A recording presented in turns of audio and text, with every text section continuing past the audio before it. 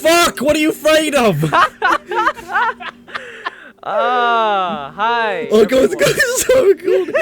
Oh my god. Okay, I'm recording now. For the GripesCast. Such GripesCast. Hey! Welcome to the first episode of GripesCast. Yeah. Yes. We spent the past. My 5 name's minutes. Kyle. Uh-huh. This is like an AA meeting. Like, my name's Kyle. This Hi, is Johan. Kyle. And that's Hi my goal guys. That's what they, I was a that's heroin what they addict do with before this, AA, I'm right? sorry. Like you introduce yourself and everyone is like monotonously like, hi, like yeah. Yeah, well, you have to support It's the people, first man. day of You, school what are you all What are you over saying? Exactly. Okay, It's these people first have day of school all addictions. This is over a again. Yeah, this is a big problem. Johan. This reminds me of this reminds me of when the teacher calls you up for the first day class. Oh dear lord. You gotta introduce yourselves. I hated that, mate. God. Uh, I was the one who I experienced tried that the to- most, Actually, I think, because I moved school. FEU made it somehow even worse by making it so that you introduce yourself with a joke. Oh no, I remember that. They made me Right? try to pull a joke too. Right? Ah. Be funny now. On the same note though, I do think we should introduce ourselves. With a for, joke. No, No, we're not no, doing that. I'm gonna slap you. Okay. Let's introduce ourselves. Who's gonna go first? I'll go first. All right, go on. Well, yeah, guys. My name's Kyle. Hi, Kyle. Hi, guys. I like walks on the beaches and rainbows and I don't know. What do I like?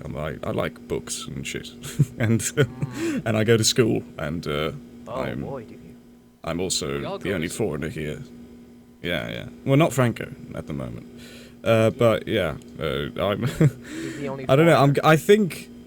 Yeah. He's the only foreigner, I which don't know, means we- that he's the only saving grace for the popularity of this podcast in this country. That's sad but true. Yeah, I'm Kyle, and I've been friends with these guys since the 5th grade. We've all been friends since the 5th grade because we went to a school. I won't say the name of the school, I guess, because just privacy reasons. Yeah, we've been friends ever since. I knew Franco first because we like football. That's, I guess, one thing that we're probably. And it wasn't football at first; it was Smosh. Okay. Yeah, we don't talk about that. We don't.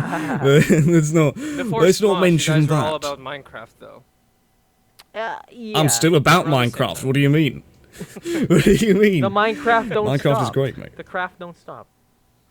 In Benja Come we on, trust. Sky does in Minecraft. Baka we Baka we must. must. It's,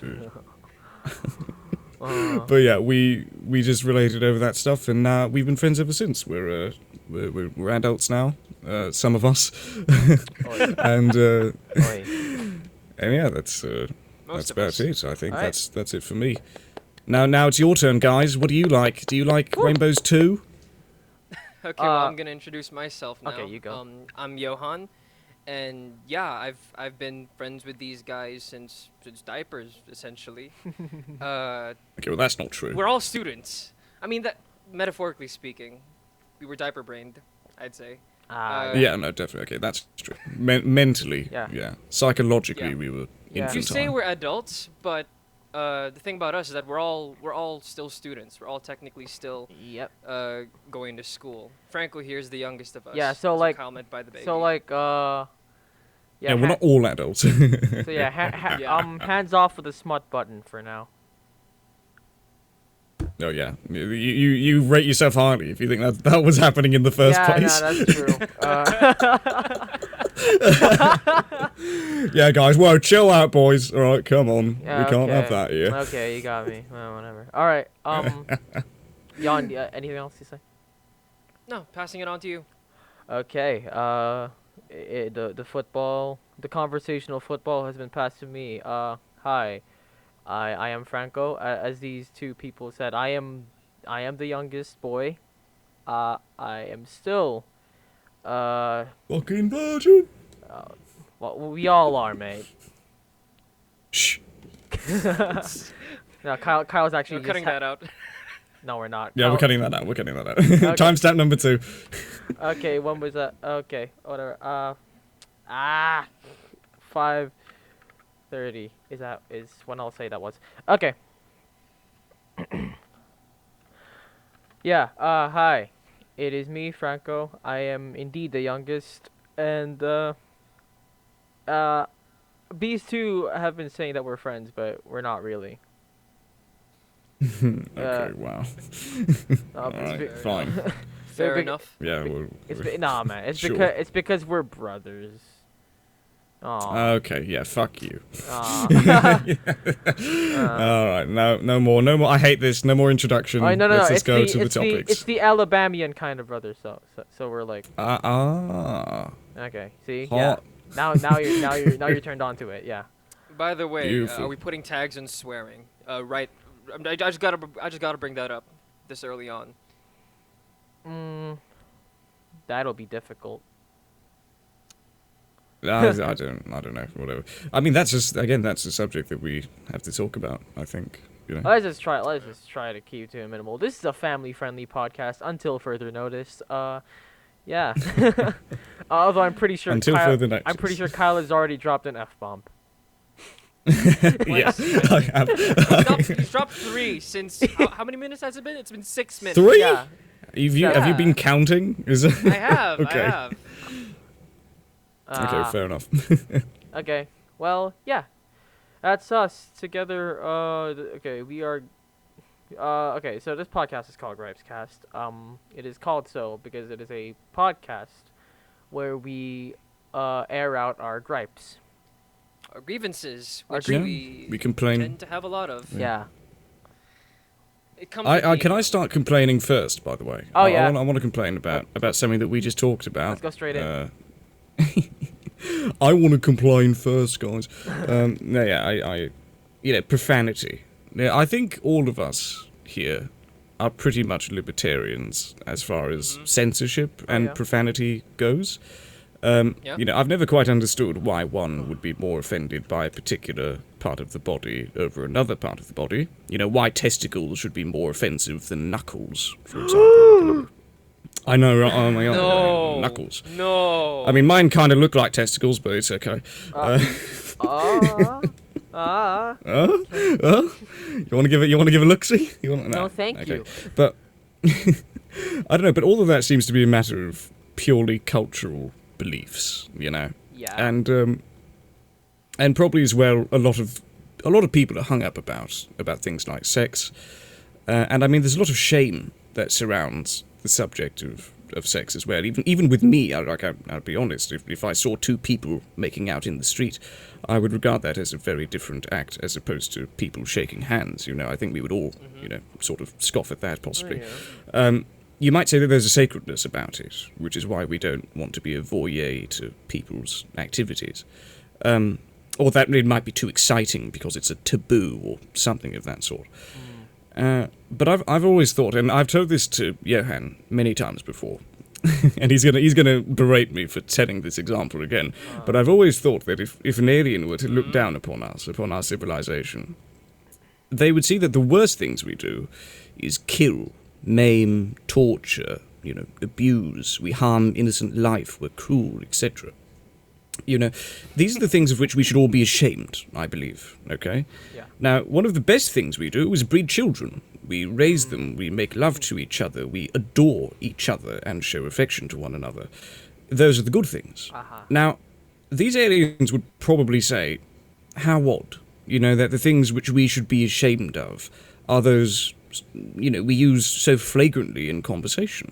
The traffic was agony, it was hell, it was cruel, waiting in line was torture. You're literally using the worst... Exactly, you're using the worst sort of language to describe things which are very trivial. But yeah, and I think that's rather strange. Yeah, I mean, if I use the F word, which I've used a couple times here, the word for generating our species, literally, for showing physical affection to one another. All of a sudden we're accused of being immoral, irresponsible, and a bad influence to children. Now, we're a part of this culture, so we don't often question it. But from an outside perspective, I think it would be rather strange, you know?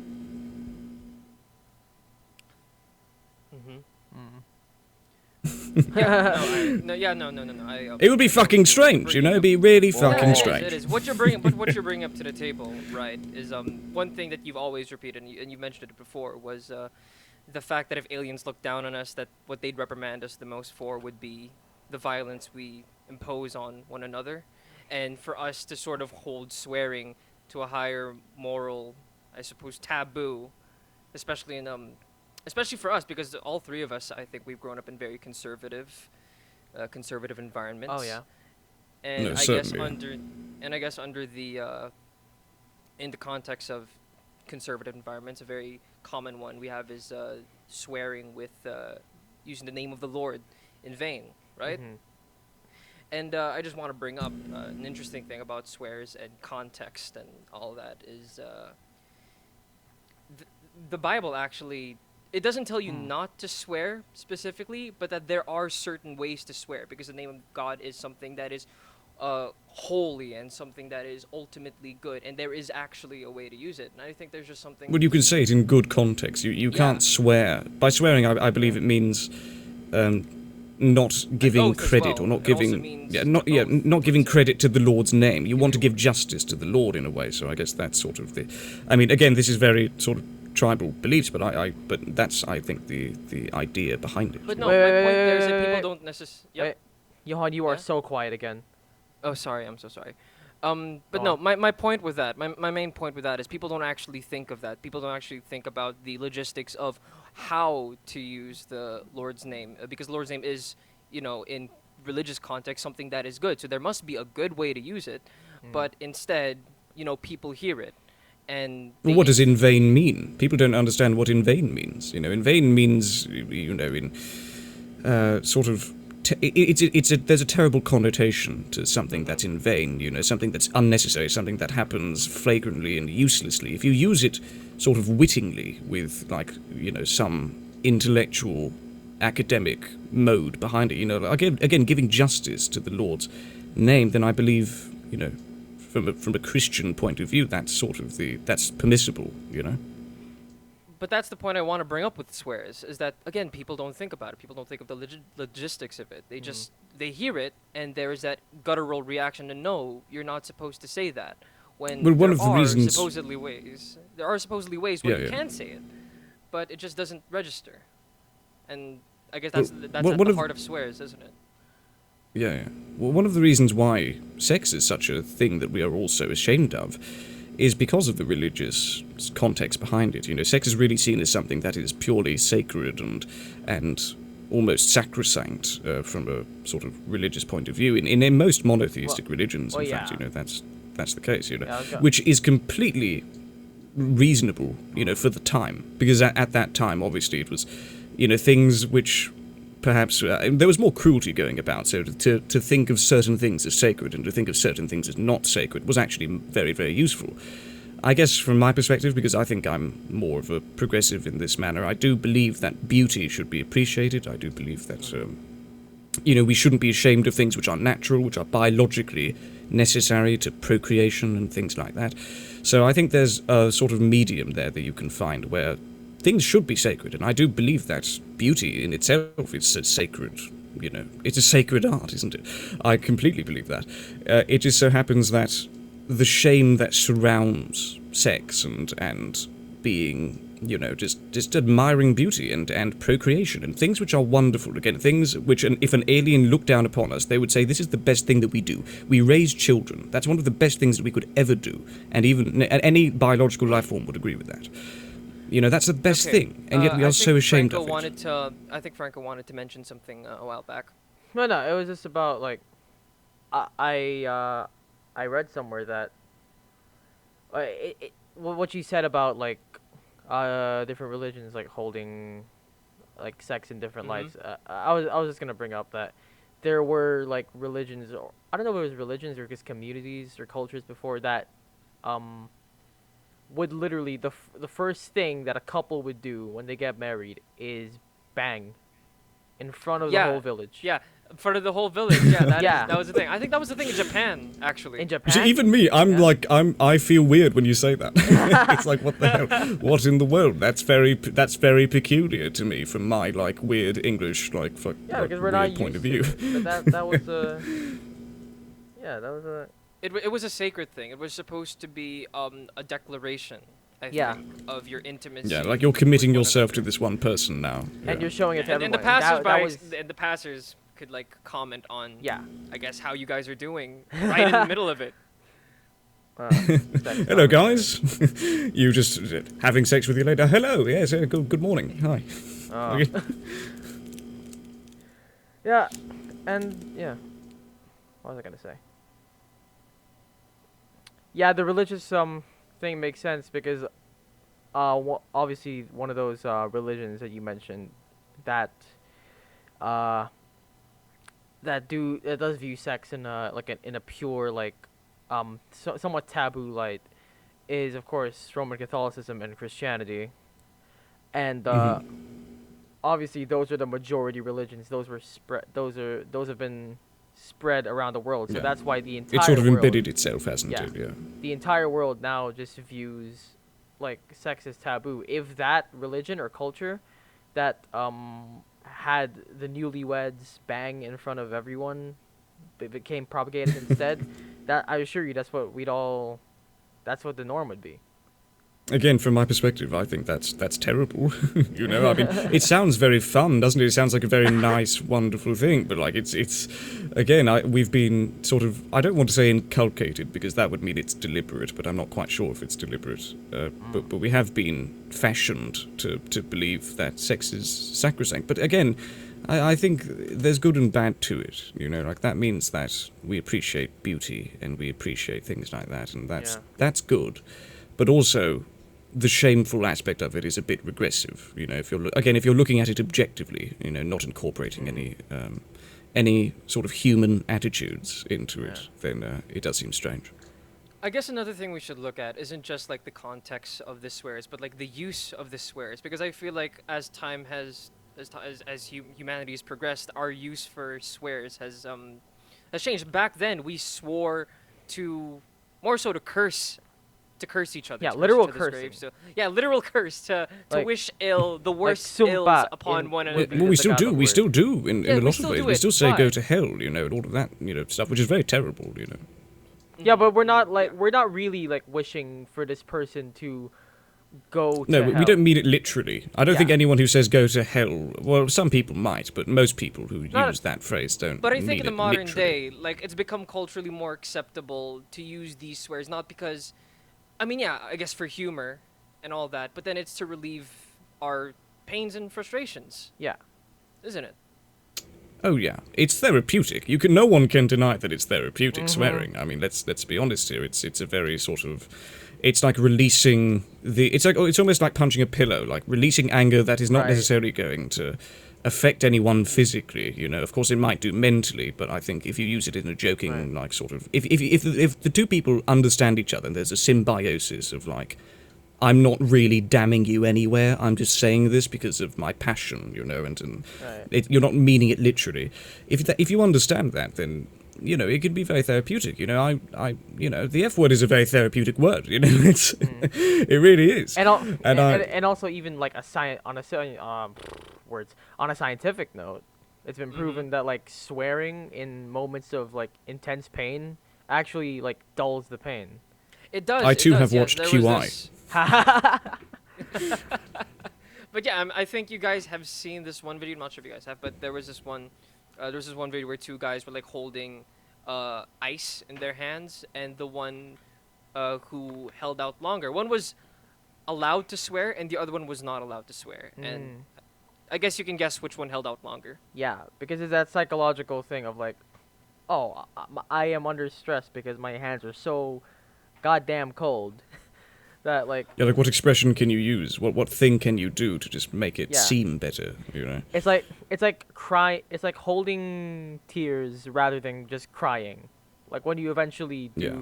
like you just let yourself cry, it'll be a much smoother process to recovering to a state of not crying. But if you just hold it in, it's just gonna well up. It's Thinking actually of it's a very swears- psychological thing. You know. Yeah, Yeah. thinking of swears as like this sort of pain relief button is it's sort of strange because how it's conditioned. Because in that experiment, I remember that they also gave the guy made up swears. Oh, They sound like they could be swears, but they really mean nothing. Sim swears. Yeah. gargle And, of Fublin. Michel Gorfin. and what they found was that the fake swears have about as much effectivity as you not swearing at all. So that's So okay. interesting. Oh yeah. So could it then just be like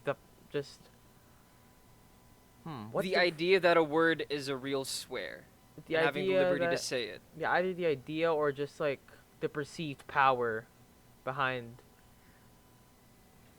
words. I think it's mostly just about expression, really. We just want to express our passion, you know, our emotions, and even if it doesn't mean anything, again, I think that shows that meaning is kind of lost when you go and you swear, you know, which is actually a good thing, because I'm not a lot sure. of people I mean, don't if really anything, mean that "I damn you to hell," you know, they don't mean that again. So, you know, Okay, no, when people not- say not- things, not they just meaning in they just that want sense, But meaning in that. to. No, but what it I'm going to say is that actually does there's no context behind it necessarily. They just have to say it to get the expression out.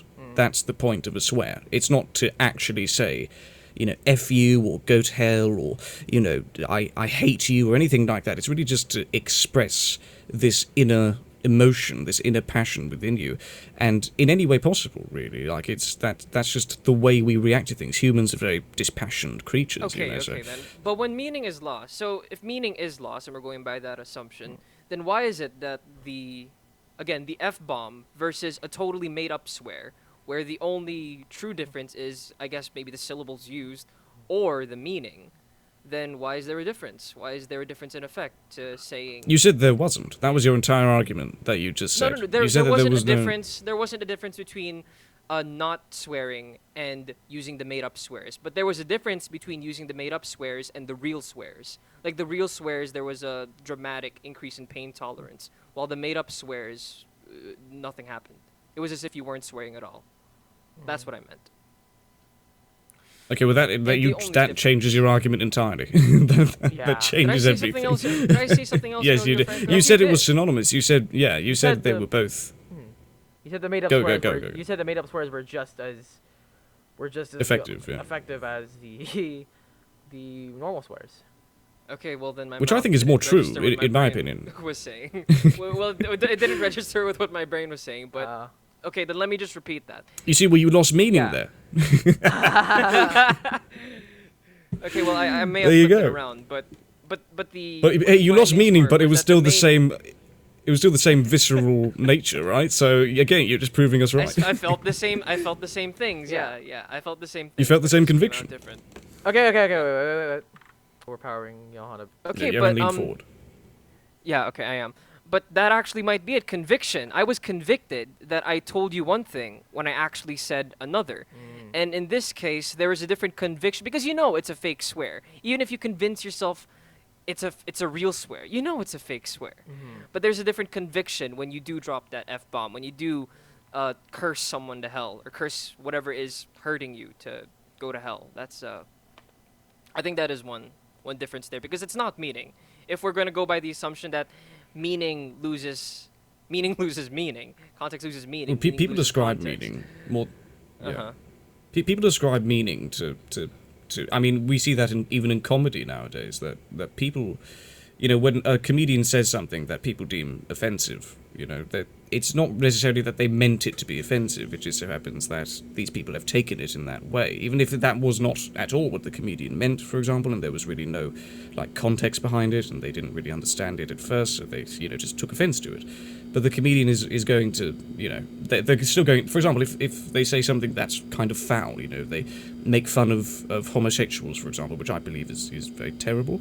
But if they do that and they don't mean it, they're not homophobic because they do that. You know, that just means that that they grew up in perhaps in an environment where that's permissible, and they, probably have, they might even be gay. You really just don't know. But like that doesn't mean they're homophobic. That just means that they use that language to perpetuate meaning, which is different to what it literally means. Yeah, that's the point. That's you could boil swears down to that, I think. That kind of brings me to like, we need to make it not make a distinction. We need to like emphasize a distinction between a swear and a slur. Right.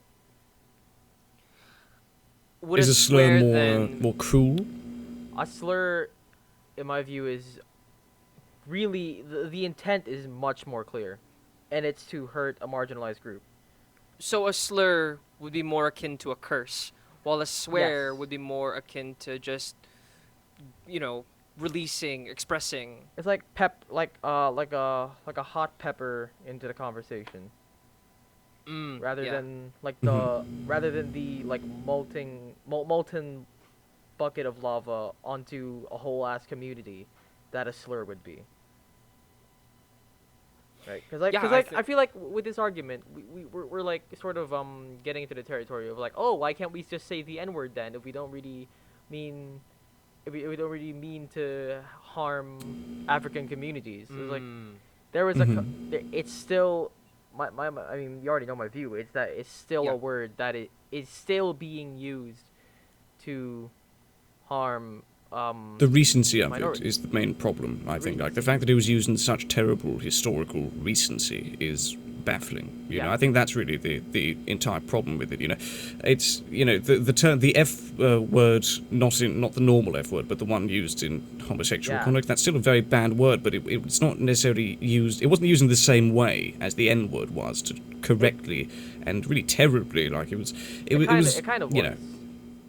And still not in the same way. I mean, it is in a very social, modern way. But if you're talking about the slave trade in the transatlantic, things like that, which were systemic, it was more systemic than just a general, modernized version of that. It was, that's because people really died.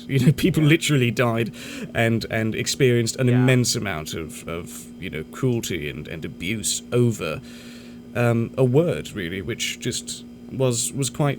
I mean, not over a word specifically, but it certainly symbolized something which is very, very terrible. And I think the symbolism there is the main issue. Okay, I completely agree with Franco's stance on this. I think we all have a very similar stance on the N-word and other words which, due to recency and due to its historical context, we really shouldn't be given the power it has. But I think if it affects people, then there's really, I mean, if it affects people, unless you're doing it to your mates or like, it really depends. Like, it's, for example, if I'm like making fun of Franco for being a child, he understands that it's a joke, and I don't really believe.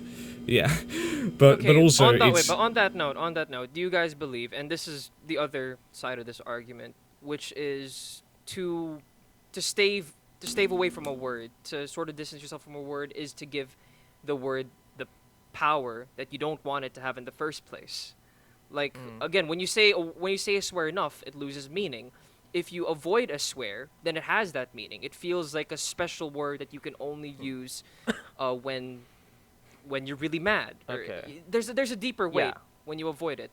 And when it comes to the N-word, what do you guys think of that? Because I still think that we shouldn't say it because of course, all that, but it does. But if it affects people that much, then I think it's kind of like there's no real need to say it. What's the entire point then? If that's the case, like if it really does affect people in that sort of way, then it's not necessarily that that is a censorship in a way, but it's not censorship so far as to diminish language like entirely. Like that's not going to ruin meaning in any way or ruin context or ruin anything like that. It really just is trying to safeguard someone's emotions, which I guess it can be good if you know how to do it properly, as long as people don't get completely disassociated with reality and things like that. But it's just pointless, like there's no real need for it. I mean, what's the need in saying the N-word, really? Like, it's like, okay, I mean, one it's person kind of... could say that the need is the same with other swears, which is that it is an expression. and actually want to bring up the fact Yeah, but other that swears don't affect people in the same way. And if they do, then that's not the majority. Yeah. I think a majority probably hold that the N-word is something that's more visceral than just normal words. You know, even normal swear words. Swear words, Yeah. again, to me, they're beautiful. You know, they do mean things which are actually quite okay. You know, unless it's something like shit or something, which is just funny to me. You know. But the N-word actually has real terrible connotations. It has connotations which are similar to things like torture and cruelty and you know, in slavery, things like that. Yeah. Like, these are really, really awful things. Yeah, And that's what I believe we should stay away from. yeah.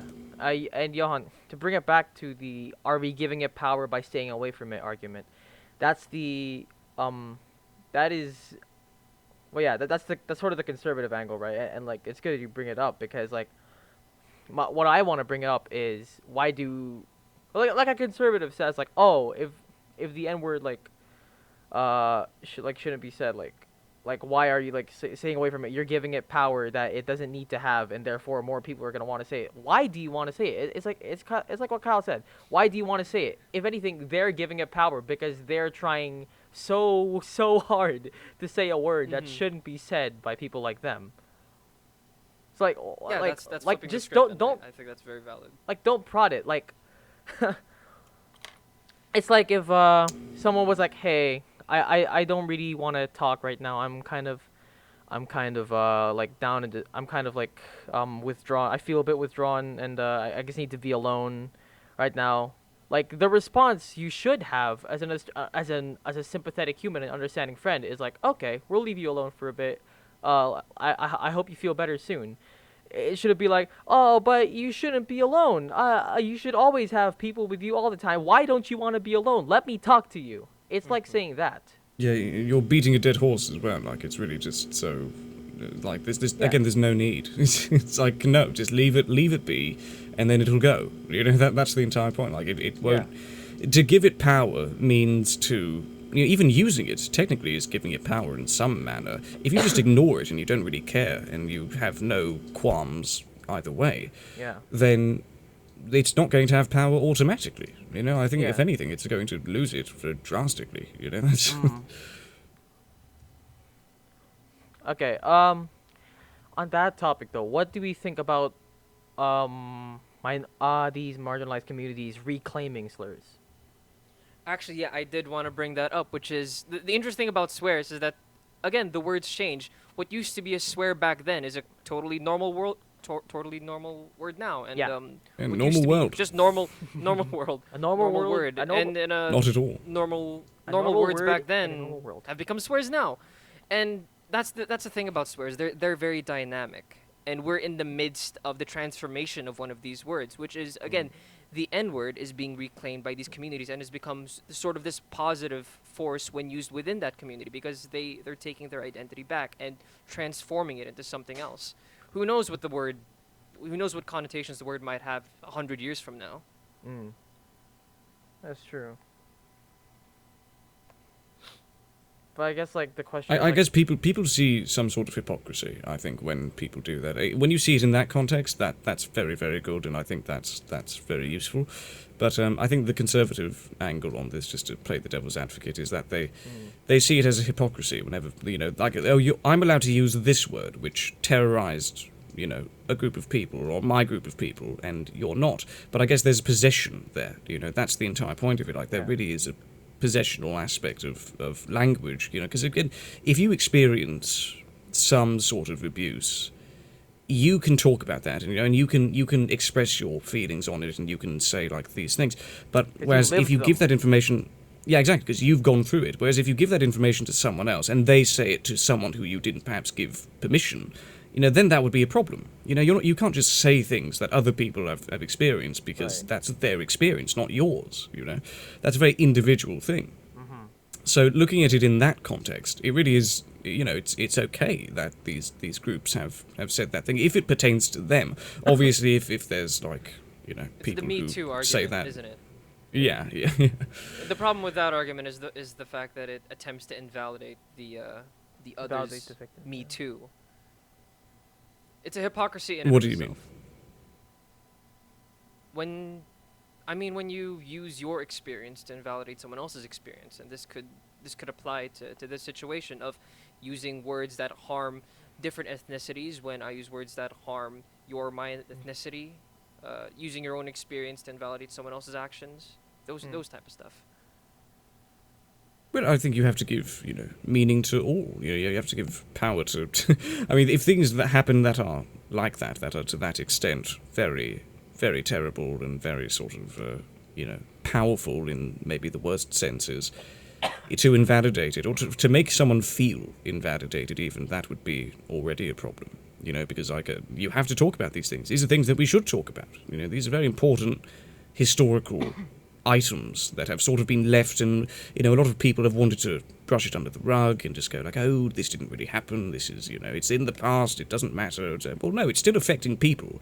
There's a lot of people who live in London nowadays who, like us, in the Jamaican population in particular, who have, were affected by the sort of migration working period of London, and they're still experiencing the effects of that in South London and in the poorer communities. Like, it's really something that's still going on today that we've just not recognised because the British government has sort of just been like, oh, they're living, they're fine, they'll be all right, they're still, they're surviving. But no, they're still experiencing the hardships that have come with that period. So to invalidate that, that's a fucking voice crack of the century. Voice crack number to invalidate one. That. Voice crack number one, everyone. Timestamp cut that that. Timestamp. Timestamp. Anytime we want a timestamp, so let's just say timestamp, right? It's fucking Timestamp. timestamp. It's like a safe word. Yeah. Yeah. Watermelon. Watermelon. Okay. But yeah, to invalidate that, to bring that sort of, I guess that diminishing aspect of it, it really is, that's something that we should all try to avoid, I think, Not just in swears, but in every other aspect of life. It's very problematic. Yeah, in historical aspects, definitely. Okay. Yeah. I think what we should talk about now, something interesting to go over, would be our relationship with our individual relationships with swearing. Okay. Do you still want to go on swearing? Swearing and I have been together for about 5 years now. We got 2 kids and you wish, one on the mate. way. Wait, 2 kids in 5 years. That sounds like hell. I mean, That's not too bad. What do you mean? No, like That's for like a okay. couple that have just gotten together. Like I just said, we've been together for 5 Oh, years. okay, yeah. been together for 5 years, married for one, 5 minutes ago. 5 minutes ago, just married, Yeah. had 2 kids. Yeah, congratulate us. Congratulations. Thank you. Okay, are we still gonna go on swearing? Yeah, I want to change we can the move subject on. now. Yeah, I we think can move I think on. a good segue, We could save that I think, for another day. it's another subject on language which I wanted to talk about, but it's language we can in bring that up the another time. context of it's language in the context of something that we all use. I'm sure that everyone, I mean, some use it more than most. I mean, Franco, it's about Twitter and how that affects language and how we even think. Like how using these small form compressed, I guess, sound bites of just communication, how that affects the way we think. Because the entire scare, I think, that comes with Twitter, especially for me, are the effects it would have on my psyche. Like as in how it affects How my so? thoughts. Because naturally the consensus is that Twitter somehow diminishes complex thought because you're a slave to a fleeting word count, which I don't actually believe. To the normal thinker, you would have this be something intellectually regressive. But I read an essay by a poet called Robert Graves, where he talks about poetry, which is, after all, the highest form of linguistic expression, as far as emotions and sentiments and all of that stuff. He said that poetry has to pass what he called the telegram test. Now, we all know that there was a time in the world when the telegram was the only form of instant communication, and words were very precious. You would say things like, coming tomorrow, prepare food, or using the word stop as a full stop. This is a very terse mode of communication. And Robert Graves argued that poetry, again the highest form of expressive thought, should actually be concentrated, in the most concentrated manner possible, because language should not exceed meaning, and vice versa. you know. So he criticised, like, Wordsworth, I believe. He had a poem which went like, "Behold her single in the field, you solitary Highland lass, reaping and singing to herself." He argued that that is bad poetry because it's tautological. You know, here's actually a fun word that I noted down. It's pleonastic, meaning that it's Give me a second. it's an unnecessary repetition of language. So, you know, "Behold her single in the field, you solitary Highland lass, reaping and singing to herself." Okay, so "behold her single in the field," that's 1. "You solitary Highland lass," 2. "Reaping and singing to herself," 3. He said the same thing 3 times. He believed, Robert Graves, that this was a completely unnecessary way to go about poetry and to go about language. So if Robert Graves tweeted that, I guess, instead of Wordsworth writing it, he would argue that he would have concentrated it better by using a more efficient form of language. So I believe that's actually the good part of Twitter. You know, you have to stop and think, oh, I only have a fleeting amount of words I can deal with, in which I can garner the attention of a reader. So you can compress. Yeah, like how do I like put this point into like a concise little package, like of 280 characters. The thing is, so a lot of us are very don't- poetic. People you know? don't go on Twitter to read essays. You got to consider what the use of Twitter is. You can't look for something Twitter wasn't built for. And that's not my point. My point is that people have to. Okay, it's almost like even in Sherlock Holmes, Holmes saw these passages in the backs of newspapers, which were essentially just loud cries of humanity. People trying to find other people, wanting to begin a relationship, a conversation with another. He thought that that compressed humanity was absolutely riveting, you know, fascinating. Because it showed you the possibility of human ingenuity when you're working with limited space. Twitter is essentially the same thing. It's just that it's increased its reach even further now because of the internet. Like, is that You know, people moan all the time about text abbreviation. Yeah, when you look at the time of Jefferson, of Locke, of all these great people, they used abbreviations like UR for your, PLS for please, all of that. You know, and they were not illiterate people. Is that Franco was gonna say limitation breeds something? creativity thing? That's what I was gonna say. Yeah.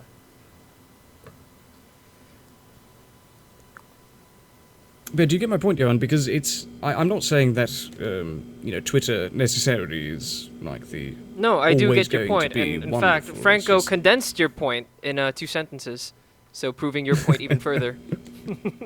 Yeah. That's kind of it, yes. But I wanted to give... I wanted to give some historical, you know, significance to it. I know. It is right. Because it really is, because people have that problem. I really don't get it. You know, I find it very interesting. I find Twitter a really just fun area to see Hold on, that, didn't like, you what's start? going on Didn't you with start this humanity. entire dialogue saying that you had a problem with Twitter? I said that was my initial scare when I got into Twitter.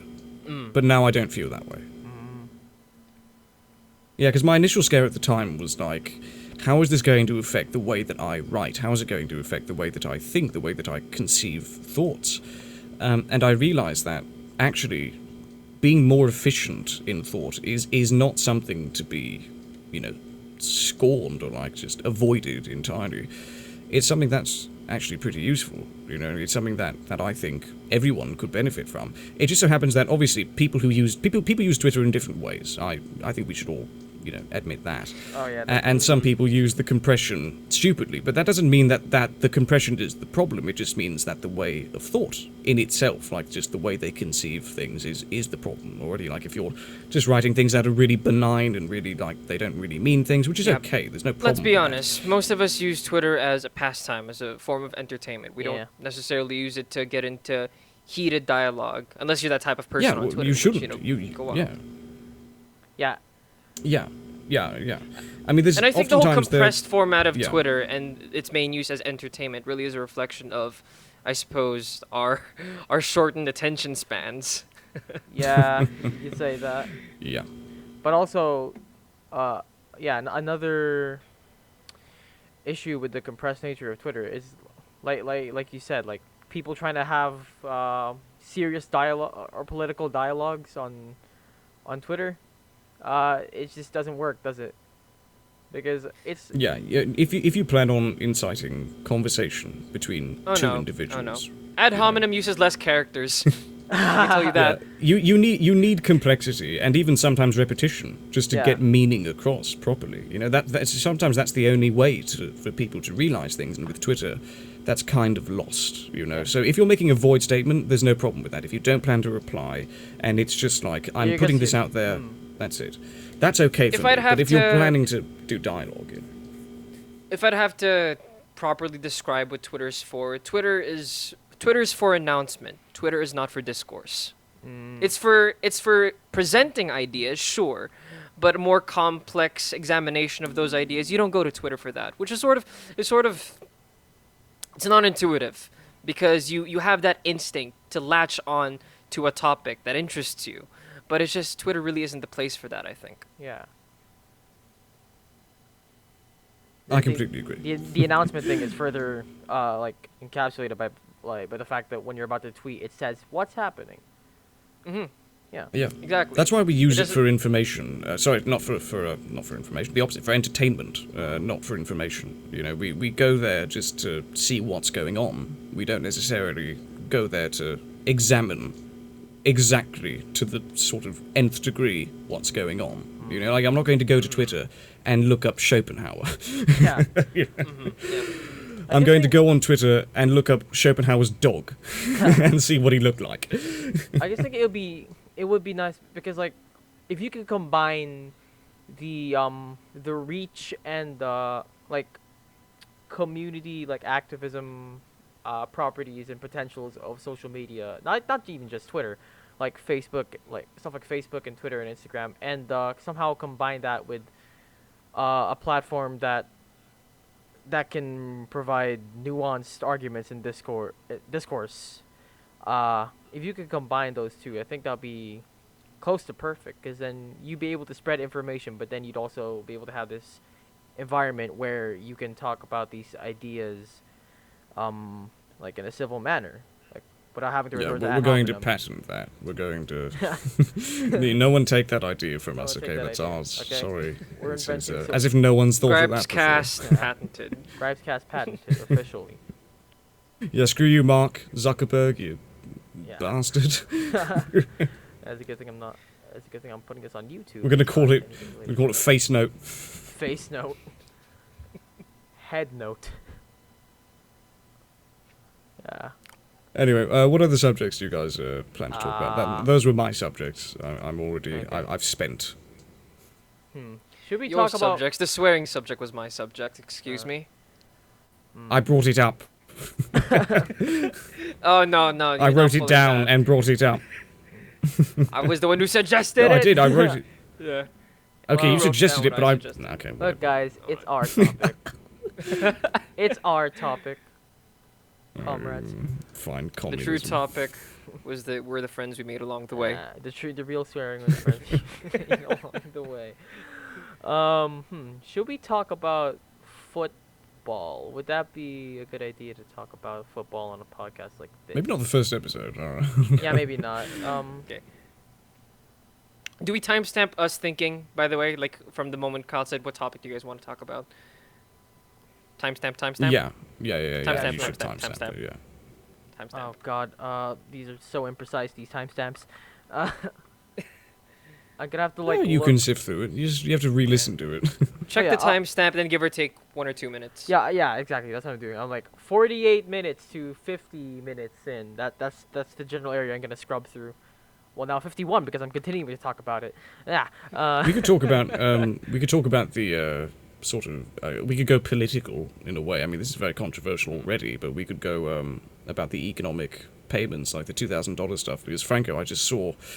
I watched a video about Bernie Sanders, which was just Bernie Sanders really in the Senate, essentially just trying to impose the bill for a $2,000 payment, a full $2,000 payment, not just a 1/6 or a 600 and a 1/6. Was it 1/4? Sorry, 600 1/4. Yeah, 1/4. Yeah.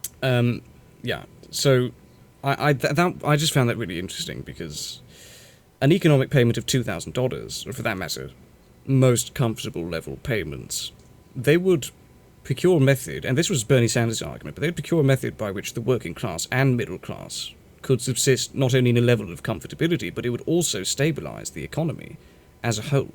You know, Yeah. I think people don't realise Because that then at people all. would be able to pay rent with that money. People would be able to Yeah. to buy groceries with that money and other essentials.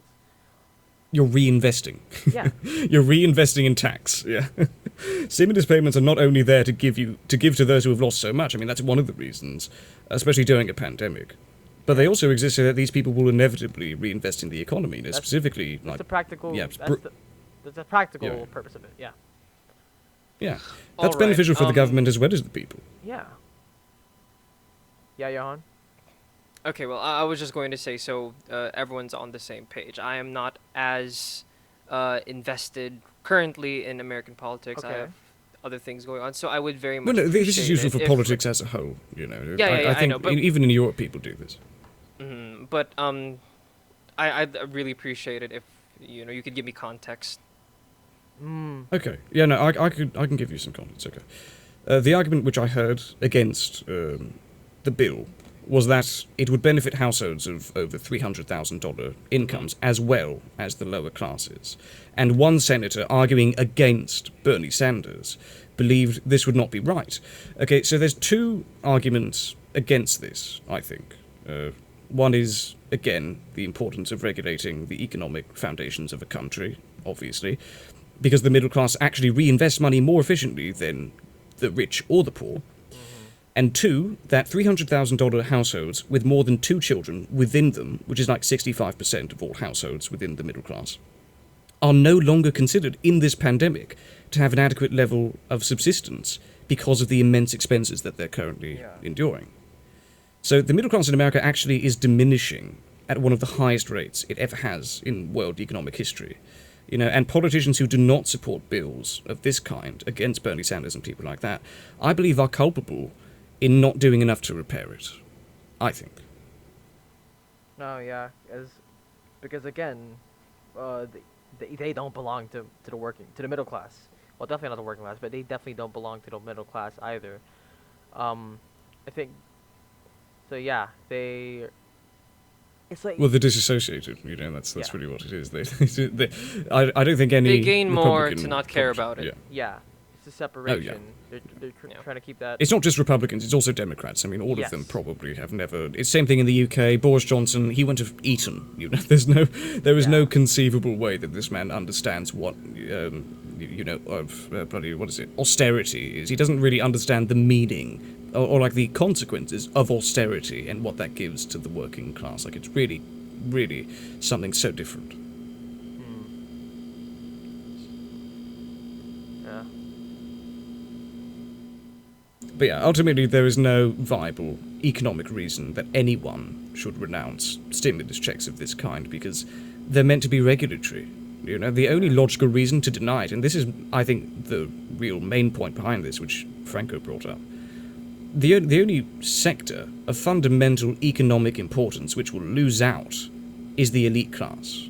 Okay, and it's very telling to whom these people's allegiances lie in these arguments, whether it's with the working class or the oligarchs and the plutocrats, because they are the only ones who will not sufficiently profit from this. If you examine the logistical economics of it, the only people who won't profit are the elites, you know, because they're not going. The people who reinvest are not going to be reinvesting in stocks or things like that. They're going to be reinvesting in essential commodities, you know, in electric, in water bills, in internet, and things like that. You know, a lot of these things are owned by the government anyway, and a lot of these things are very taxable. Well, The only people who will lose out are the the- elites. yeah, and again, though it's telling that those elites are the same ones who are in favor of privatizing such essential services. Oh yeah. Again, very telling. That's really. I mean, in the Philippines, that's how it is. You know, the Yeah. electric is. You know, Meralco is Meralco, owned Maynila. by the Lopez's. Yeah, it's ludicrous, Yeah. mental. Gonna bring up to the listeners, but count on Kyle to relate everything all the way back to socioeconomic class struggle. I remember the other time we were talking about the Mars rover. We were talking about the Mars rover watching the live stream, and we managed to bring it back to that same topic. Oh, that was so. Oh, come on. That was so obviously a ploy. Went from, Let's be honest here. He went It from was obviously a ploy. he went from Mars rover to Mark's rover. Am I No, right? no, boys? Franco, you've not seen the live stream. Franco, after this, I want you to watch the live stream of the rover landing and Okay. tell me you don't think it was contrived, okay? Like, Watch it to was the very wonderful. end. To the very end. Okay, The end give is me the best gist part. of it. The end is the best part. Give The me end is the gist best of it. part. I need to Oh my God, understand yeah, the this. end is the It's best part. It's The end such is a the weird best part. concept. Like, what does this mean? No, okay, I'm going to try to explain it to you. You have to watch it, but I'll try to explain Alright. it as best. Or we'll try to explain it, yeah, and if I miss something, just fucking do it, okay? Alright. Go ahead. Well, we were watching, and the first thing I noticed, when I came in, was the presenters, who seemed very maybe not stiff, but like you could tell that they were reading prompts and that they were like, essentially just trying to engage the audience as well as possible. And I was like, okay, well, there's no problem with that. It's a bit maybe There's no insincere, problem but with it's prompts. not. I Yeah, don't there's think no too- problem at all. People do it in news I'm just all saying the that's the time. first thing I noticed. It's just a way to keep Yeah, things I'm just- consistent. It's just to keep from mistakes. Yeah. The problem is when they incorporated children into it. The Then I was sort children, of- yes. Oh, chef kiss. So Franco, right? Don't Almost- don't take that. Don't take that out of context. Johan just said children chef kiss. Oh, come Okay. on. No one's guy, this okay. guy. Now they're gonna take Now they're gonna take it at that This context guy. because you pointed it out. Look, shut Oh, up. Franco, you're weird, man. But no, like I'd say every 5 to 10 minutes they'd insert a small segment where they'd have a kid who's contributed something, maybe drawn a photo of NASA or something, and talk about how they want to work at NASA or how they Yeah, how it's much the this mission questions is impacting their lives. Yeah, the questions that they there's asked no were problem with so. No, but no, the children were wonderful. I mean, they're very enthusiastic, really great, really The great problem here kids, isn't like, okay. you The could problem tell. here isn't the fact that children are interested in space travel. That is a positive thing. That is a very Yeah. It's that a it was good clear thing. propaganda. It was propaganda for NASA and for the American. They were going like, "Oh, how great! Like, how is this affecting your life? Well, do you want to work at NASA? How great is NASA?" It's like, it's just constantly patting yourself on the back, trying to go like, "We are the best company. America is wonderful." Like, Yeah, it's like, okay, they're- it's a bit, Kind of sounds like they're it's trying a to bit much. They're trying to reclaim that like 1960s space age like. Oh, exactly, Like exactly. That is luster exactly around what it became was. less. NASA. You just need to listen to it. It became less about landing on Mars and more about the fact that NASA landed on Mars. That sound Yeah. It should be humanity's achievement, not NASA's achievement. And the thing is, just it's not. NASA's achievement. The thing is, it's the people funding NASA. It's the people who. The people supporting The NASA. investors, The scientists, yeah, because the scientists, the engineers, you could see it in their eyes. You could see it in the tone of their voice that they really are They were doing this wonderful, yeah. for the sake of humanity. They didn't see this as like it wasn't an ethnic thing. It wasn't a company thing. Like a commercial It was a thing. opportunity. It wasn't. Yeah. It wasn't that It for them. was. It was a huge scientific development. That's what it Uh-huh. is, and they tried to. It's. Yeah, it does. It does. I'd love to see, because the room that they showed on the live stream was all the scientists and the engineers and on the voice comms. It was all them celebrating, and going like that. I wanted to see the investors' room beforehand, before the rover landed on Mars. I'd love to see the apprehension, like the pure frightenment of the investors if it didn't work out. Like, that'd be so jokes. Like, if it didn't work out, and the investors saw the like rover crash or something, like the parachute didn't deploy, or something, mental happened, I'd love to see, like, oh, there goes billions upon billions of private funding dollars. Yeah, they won't be able that's to now make shirts gone. out of this. Yeah. Yeah. All those No children. more NASA shirts, guys. All those children. What were they for? Exactly. That would have been hilarious. But of course, though, I think that the scientists on it and the engineers, they were just wonderful. Like, their enthusiasm was Well, really yeah, they've been working on this infectious. for years. The thing is, though, Exactly. Yeah. they're That's my favorite part about it, really, that it came to fruition finally. Kyle and I, we really didn't want to underestimate them because we do think that they understand the propaganda, that they know that they're sort of part of it, but they can't let that ruin the good part. They can't let that ruin the wonder of landing on Mars. Oh, no. So It's an inevitability, that's the scheme. It's an inevitability that there's going to be investors behind it who are trying to make everything go pitch perfect and nothing's going wrong, everything's perfectly fine. And also they're going to try to market it and try to use it as an economic stabilizer for their investment, for their company. and That's why what they put the better children marketing there. ploy than to use children? Yeah, exactly, than to use children. It gives me such mixed feelings because when you look at it as for its results, you look at it not for its motives. You don't look at the motives. You just look at what's being churned out. What we're seeing here is that we have landed on Mars, and we see children who are very interested in being part of that entire space exploration endeavor in the future. That's a good thing. These are all good things. But when you peel down the layers, it's ugly. It really is. Yeah. Yeah. And another problem that I had with it at first is that this could have happened so long ago.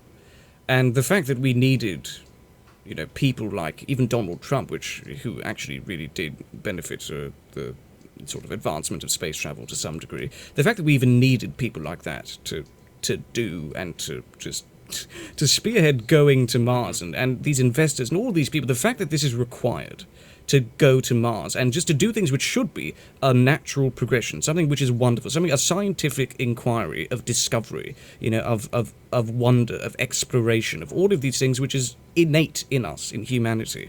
The fact that we need these incitements, these motives, these monetary motivations, essentially it's mostly about money. The fact that we need that is so depressing to me, and this could have happened 10 years ago, by the way, Franco. I'm not sure if you know this, but the technology was there. It's just that there hasn't been investment. There's not been enough interest, not only publicly, but also with regards to the investors and with regards to all of the people who would be required to go to Mars and all of that. Except for Elon Musk. Elon Musk is the only one who's privately doing that. What kind of dumbass public is the U.S. for them to not be interested in going to Mars? Frickin' Well, Mars. it's not just, Okay, no, one of the reasons I've seen is that people don't see the present practical value of it. Like, I was scrolling through Twitter the other day, and just right after the Mars landing, and going by these comment sections, you see a lot of people who say stuff like, "Oh, but how is that gonna help me pay rent tomorrow?" What? That was an actual comment. It's certainly going to help your grandchildren, that's for sure. Yeah, your grandchildren may have this first step onto Mars, or not first step onto Mars. This very important next step on Mars, on Martian soil. Or people bring stuff up like, how is that supposed to solve? How is that supposed to solve world hunger? How are we supposed to? No.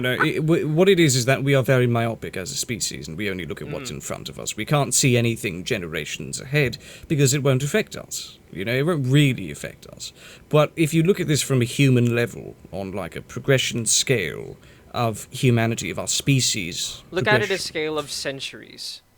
Yeah, then it's essential. It is simply essential. If we want to survive, if we want to elongate our lifespan, because ultimately, I think one of the reasons why we're even doing this is because a lot of the scientists have realized that and this is going to be a very morbid conclusion, but the conclusion that they've come to is that the resources on Earth are going to deplete further and further and further and further, and that's because we are a species, we're a hungry species. We want resources and essential commodities that benefit us. So what we have to do is we have to go to another place and try to inhabit that and try to do all of that stuff.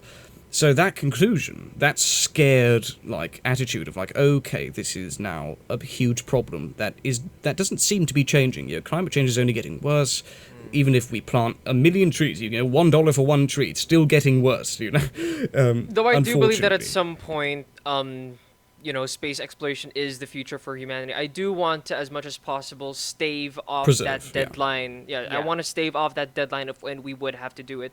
For as much as Here's the thing: possible. it's staving off does not mean a perennial, safeguard. The Earth, I think, we have to come to terms at one point or another that the Earth is going to deplete its resources entirely, unless we somehow find a way to artificially create. From a pragmatic point of view, I mean, I don't mean to stave off that deadline because I want to avoid it. I don't. It's more so to give us time to have the capabilities. It's good to avoid it. develop I'm not that- saying it's a bad develop- thing. You mean develop It's that it's a technology. useful thing to do. It's a very useful thing to do. Avoiding the destruction of our own home is a good thing. Yeah. Yeah. But that we're stepping into sci-fi territory at that point. I mean, we already are. We landed a rover on Mars here, and this is reality. This is something that's actually happening in actuality, which is remarkable.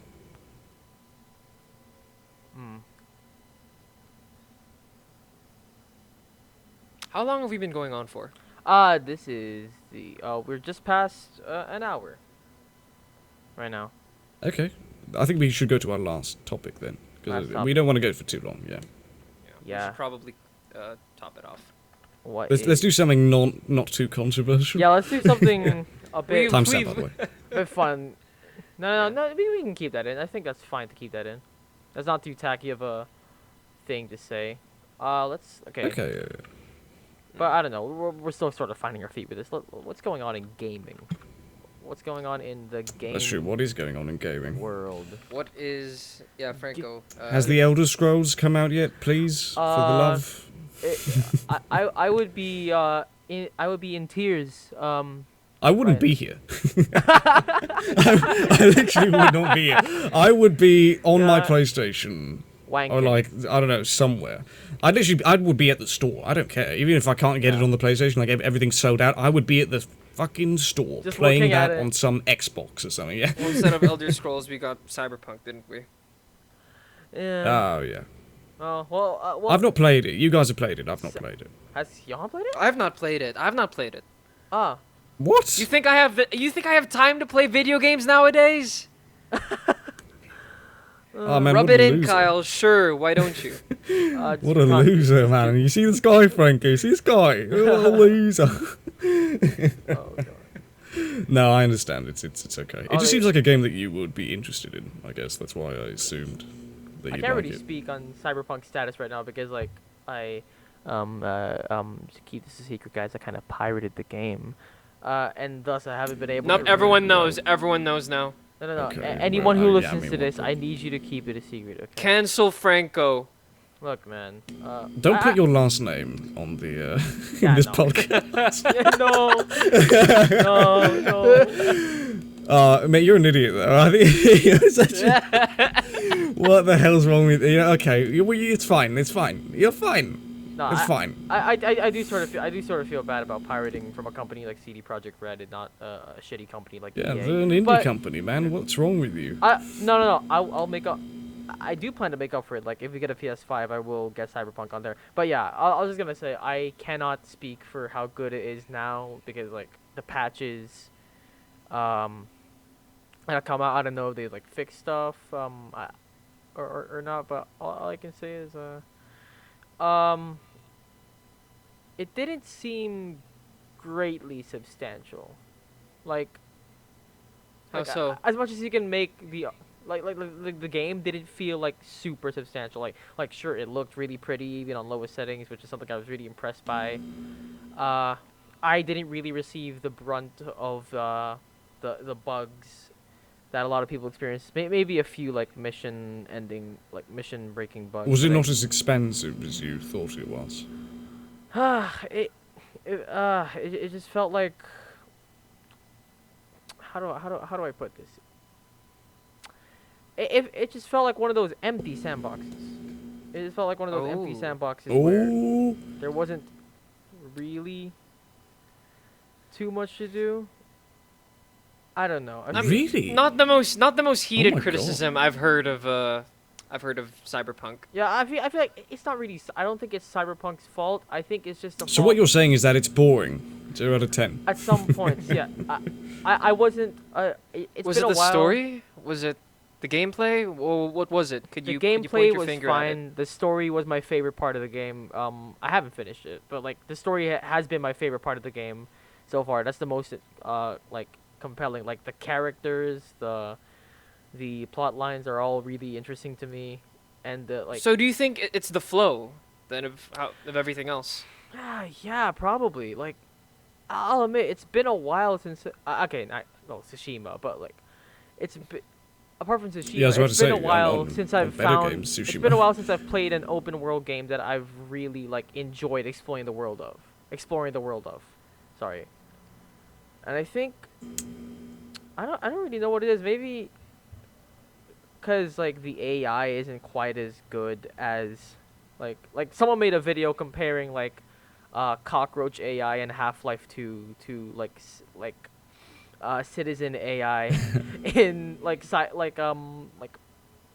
passenger AI like whatever in Cyberpunk, and like the difference is like even though there's like how old is Half-Life 2? Like a 13. Yeah. No, not even very, 13. very Like old. More than 13. like Maybe nearly 20 two, now. yeah. Well, Half-Life 2, I mean. But like nearly Oh, two Half-Life decades, 2. nearly 2 decades of a difference between these two games, and like, yeah, I don't know. I think what Cyberpunk represents is like the ambition of the next generation. Like people were touting it to be like, oh, this is gonna be like a generation-defining game. Like you can't have a generation-defining game at the start of a generation, and I think the idea. Not even at the start. I mean, the hardware, it was clearly not optimized properly for the current gen. It was at the time the current gen consoles, and they relied When so was much on Cyberpunk, next gen. um, So, announced again? When was the very first time Cyberpunk was 2 years announced? ago. Way back 2011. in yeah, years ago. 2011, really?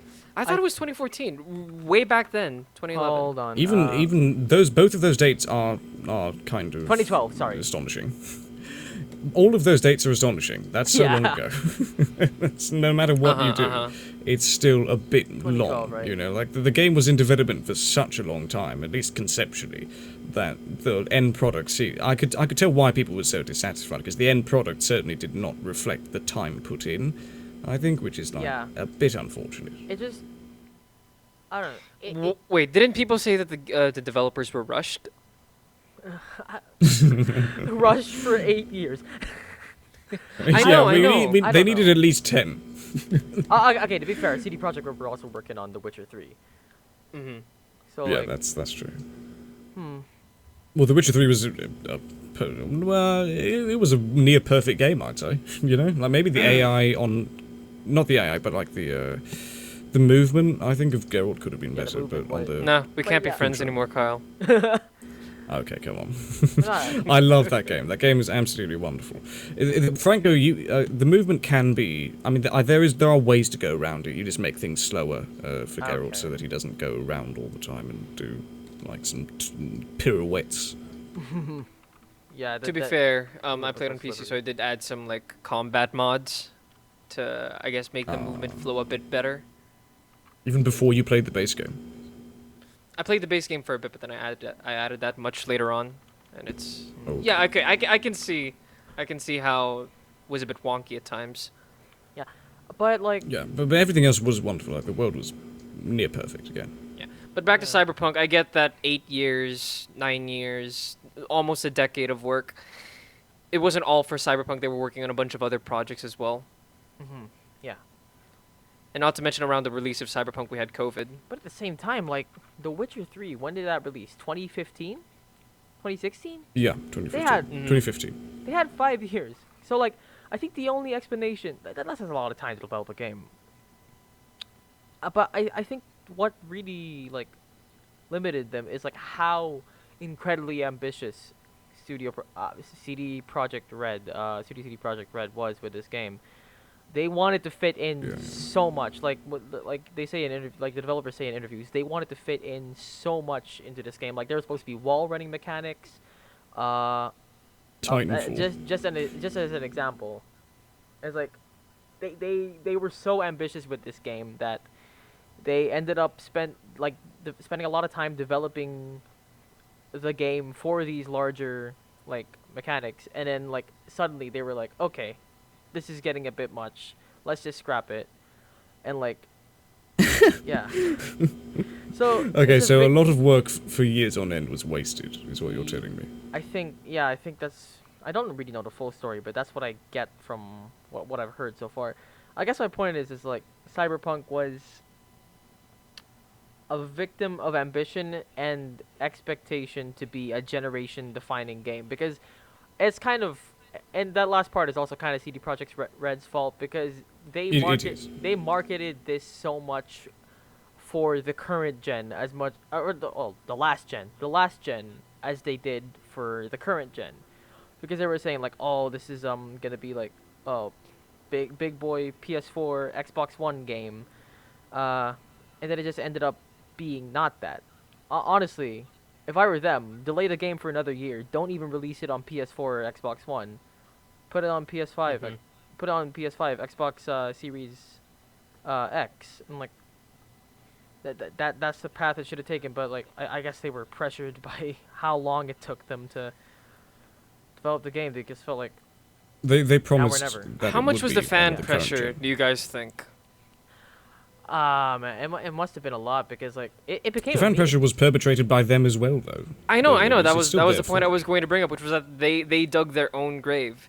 They they incited the fans to, they hyped the fans up. So Yeah. the fans reacting the way they did was really just a product of Yeah.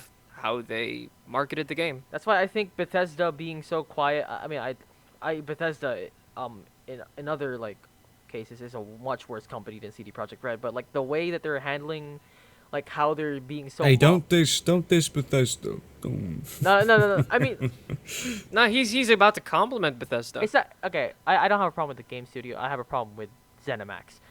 But yeah. Oh yeah, okay. But the way that they've handled like talking about the Elder Scrolls 6 and Starfield, the new IP that they're working on, the way they're just They're covert. they're Very keeping covert. so silent about it, like only releasing a few details like every once in a while. Yeah, Which I is how think it that- should be, because I think again, that- at the moment, they're Less still is just more. concepts It's and one of they're those less development. is more things. Yeah. It really sets your expectations because you already know. You already know it's going to be good, but they don't tell you that, and that's the genius of it. that's You make quality, and you don't boast about it. You I let think the is- game it was speak the for problem. itself. Yeah. Yeah, You let the exactly. You game let your speak work for itself. go out there. and Yeah. like less time and resources like spent into marketing the game, like super like hyping it up before it's even come out. We have to remember that CD Projekt Red is a wonderful game company. You Oh, know, yeah. they're really, really good. The fact that The Witcher was one of the best games. I mean, it won Game of the Year, I believe. Well, yeah, Um, I'm not so- diminishing. so it's that definitely- at all. Yeah. No, I'm not saying you are. I just think that the whole problem with CD Projekt Red isn't the quality of development. It's just the It isn't. outside It isn't. pressure that they built themselves. Franco mentioned that it wasn't really. It's not them as a game developing company. It was just the expectations that they've built up and the failure to meet it. Yeah, I think some of the fans, okay, I'll be honest as well, some of the Yeah. fans were a bit, I think, in my opinion, they were a bit harsh on the game too, because CG Projekt, like, their apology was, like, it was probably one of the most empathetic apologies that I've seen from a game company on initial release, because they really understood that they screwed up, you know, Yeah, and that they they owned up to did it, something they really really did. wrong. I Yeah. feel bad for them. Which is why I think you should play the game now, because the updates might have fixed some of the things that you had a problem with regards to.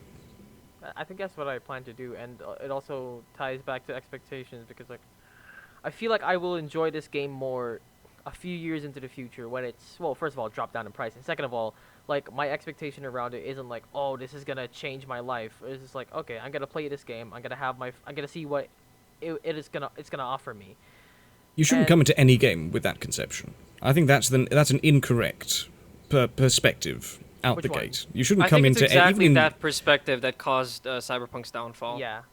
Oh yeah, you shouldn't come into any game. Like, it doesn't matter, even if it's the next Elder Scrolls. I'm not going to come into that game thinking this is going to be better than Skyrim. Like, that's Yeah, just so. I always, it's just rule of thumb. Like, it's always great to like temper expectations. Like, Yeah, even if especially you're with su- games. I mean, Yeah. games are so, it's very opinionated, it's an artistic endeavour, so it's always going to be Yeah. a slave to someone's opinion and Like, perspective. Like, so- it's just not. Some of the best games I've played, and some of my favorite games, like right now, are games that I did not really expect anything from, and I was just like, okay, I'm just gonna pop. Mate, I'm just Stardew gonna- Valley is one of my favourite games of all time. Yeah, Oh, absolutely love Stardew Valley. but did you? I think with You games were, that no two games are ever alike, and you got Yeah, Franco. But you weren't like, oh, you didn't come into it going like, oh, this is gonna change my life. I'm so like. Yeah, I thought it was like Harvest Moon Part 2. Right. Like that's it. Right. You there's no like massive expectation in your brain, and you just gave yourself into the experience, and it's just like, man, like Valorant. I did not expect myself to get into Valorant so much. I was just like, oh, it's pandemic time. It was just the start of pandemic. Oh, It's pandemic time. That's what you said before the pandemic. Yeah. Oh yeah, it's pandemic time. Yeah, that's my cat. Time to not wear clothes and just sit on my computer forever. Yeah, we're all naked and sitting directly on top of our PCs at the moment. But yeah, Don't put that Have image in their for heads. you. Yeah. Yeah, it's- I'm sorry. Yeah. No, it's too late. I mean, it's there already. Oh, Have good. fun. Yeah, good thing there's no video for this podcast. But anyway, yeah. When I started playing Valorant, I was just like, okay, I'm just gonna try this out. You know, I don't really expect much from it. It's like is this the new like FPS game that the developers of League have been talking about? I was like, okay, whatever, let's give this a chance. I'm glad that they're deciding to copy CS:GO rather than Fortnite or Apex. Is actually is a thought that I had at the time, and like fast forward to like this, it's like right now is my most played game. I've sunk so many hours into this game because like. And you also got into CS:GO because of it, which is good for Yes. me. Oh yeah, definitely. But yeah, the point is like I didn't expect anything from the game, but it spoke for itself. The game. And at that point, it You just- really, again, just it really play isn't games, on the yeah. game developers. It's on us. It's on us Yeah. as the players. Yeah, I agree with Kyle. We People should just play games. Yeah, We should just just play games like and don't. any other art Yeah, because, form, like like- any other form of entertainment. Just take it in first and see what you think about it after taking it in. Yeah, it's because, always, like, it's always even- good to come into it without any externals. Even with the massive like marketing push that CD Projekt Red did, you could still like be like, okay, I'm gonna ignore the hype. You yourself could be like, okay, I'm gonna ignore the hype. I'll just like set my own like low expectations, or not even set any expectations, and I'm just gonna play. It's this about game. keeping a level head. Yeah, I'm gonna play this game at my own pace, not even just at release, and just like take my time with it, see how I enjoy it. It's much better than like, oh, I'm gonna play this game to death, and it's gonna be exactly as good as the developer said. Yeah, and it's just not, because you've set such a high standard for it in your head. When The Last of Us 2, or when I first played The Last of Us 2, I did not know Last of Us 2. anything. Yeah, which right now is like one of my favorite story-based games of all time. The game got I'd very say. mixed opinions. Oh yeah, well. Yeah, well, I didn't even know about that. I just played the game, and I Exactly. I You didn't know about really that. I'm enjoyed telling it. you. If you knew about the mixed opinions, it probably would have altered. Yeah, it would it how would have altered you my saw perspective, how you saw the storyline, which Yeah. by the way is it's a really bold move. The storyline was a very bold move because you don't normally see games deviate from the linear progression of these stories, and that's what a lot of people had a problem with. A lot of people had the problem with the timing, the segueing in between Ellie and Abby. People said that it sort of took them away from I their enjoyed it. immersion. That was the part that I enjoyed about it. You know, I thought that giving context to Joel's story, I'm not going to give any spoilers away, but giving context to Joel and Ellie's entire scope, I thought that was really interesting, and giving like the opposite perspective of what the other people were going through, because you know what they wanted to do, because a lot of people thought it was forced, that they wanted you to sympathize to with the feel for opposition. Abby. They with- wanted you to. Yeah. Abby representing the opposition in Yeah, this that's case. a Yeah. complaint that I saw a lot. Yeah. But personally, I didn't think it was forced. I actually did start to develop like a bit of a sympathy for her, because it showed her childhood, and it showed the like things which I could relate to personally. And I didn't feel it was forced, because again, it was something that was like I thought it was still done tastefully. The untasteful part about it is when you mismanage characters. I don't think Abby was mismanaged at all. I thought she was managed pretty perfectly. Like I think a want to difference ask people- between what. you know what I want to ask? I want to ask people who criticize The Last of Us 2 and Abby's character specifically, what they would do different, okay? Because listen, if you want to conduct Abby in a different way, by all means, but I don't think you could have done it any better. Because personally, I thought her character was dealt with pretty perfectly. What they have a problem with is the concept of switching as a whole. I think that's the problem. Okay, It's okay. not as Now the it- difference you know. between what you and I did, because I think we played through the game very similarly, is that we took breaks. Now this sort of, I guess this harkens back to the influence of Let's Players and people watching the game on YouTube instead of actually, because come on, that's actually what a lot of people do, don't they? They give their opinion on the game not just from playing it, but from watching other people play it. And the thing with Yeah. Let's Plays is that people rarely take breaks, at least from the Let's Plays I've seen. People rarely take breaks in between the switching and stuff. Well, the two of us, They're I'm pretty gamers. sure that. Why would they? Yeah, exactly. Gamers don't take breaks. Gee, But I phew. feel like we paced ourselves. Like we gave ourselves time to absorb Abby's point of view, while other people sort of just plow through the story and they break the linear progression because the story wasn't supposed to be linear in the first place. You are supposed to hop in between Abby and Ellie, and I think you're supposed to take breaks. I think that's my point. You're supposed to take breaks in between that. You're supposed to let yourself absorb. You're supposed to let yourself sort of ruminate on each perspective instead of just going on and on and on and on. Because of course it's gonna break timing Yeah. for you. Yeah, no, I Yeah. agree. I just like how everything was dealt with. The only problem that I had really was at the end, and how they dealt with certain characters. I think Tommy, this is not a spoiler, I just don't like what they did with Tommy's character at the end, because it was You said his misrepresenting... name. Yeah, guys, sorry. Tommy's Okay. gonna be in the game. Tommy is going to be in the game. I know, wow. Damn it! War. Yeah, ruined your experience, Franco? Sorry, man. We gave you the game months ago, so... That's true. I don't, fucking- that's on me. I'm dumb. Yeah, you're an idiot. Okay.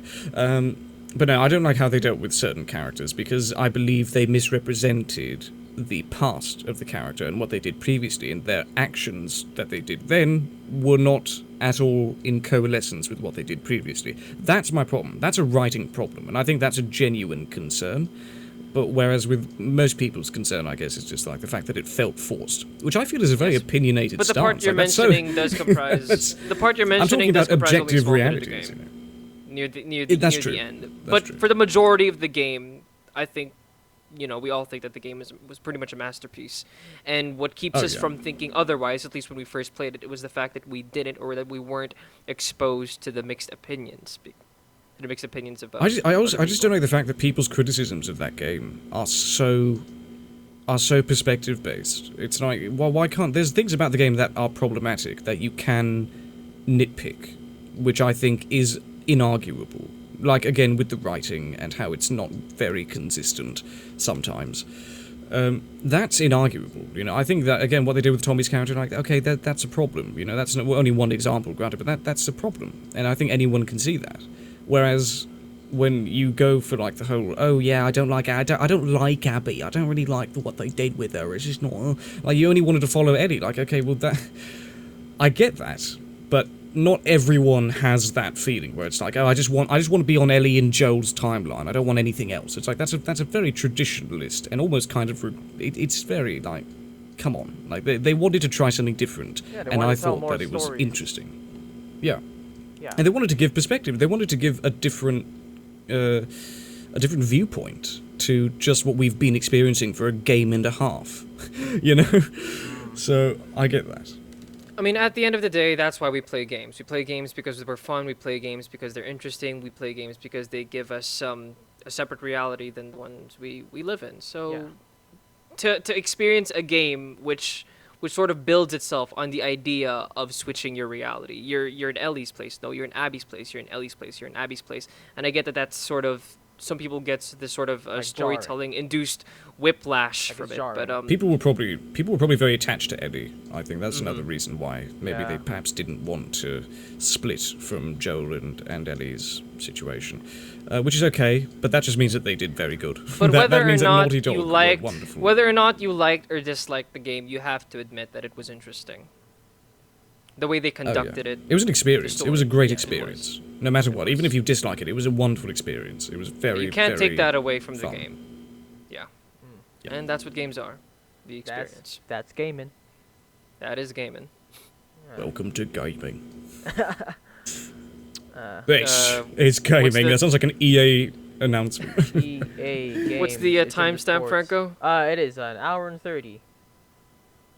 Well, Okay, well I think that's pretty you much a wa- good you wanna place wrap to. it? How do to you think stop. we should wrap? How do you guys think we should wrap it up? I wonder how many people I wonder if we showed this to the world, right? Like, not just to the people who are going to listen, but like if we showed this podcast to everyone on the planet, I wonder how many people would be offended by what we've said. I'd imagine at least half of the population would be offended by what we've said in this podcast. I think we've managed to create a podcast that we've offended at least half of the people everywhere, right. If they were to listen to it. It's the Bill Burr philosophy. And I do think that's what I want. I want that. We sort of came into this. People. We came into this blind, so I think that from a more technical standpoint, there is a lot that we can improve on. Oh yeah, I definitely got really rambly at some point, so I apologize for that. But yeah, that's the point of a podcast. Don't worry about it. What the fuck? Yeah. Well, no, but like rambly to the point where like I was not coherent. But yeah, whatever. First go. It's all right. It's us being comfortable. It's us learning how to be comfortable. Yeah. Who needs coherence? We need coherence. Not the U.S. for the past 4 years. Okay. Yes. This has been the first episode of the GripesCast. I hope you enjoyed listening to our gripes. They are very juicy. They come right off the vine, and crushed. And we hope to see you on. We hope to see you on the next one. Yeah, we hope to see you on the next gripes. Thank you for listening, everyone. They will do surgery on those gripes. Yeah, thank you for listening. Yeah. And Goodbye. outro. And outro. See you.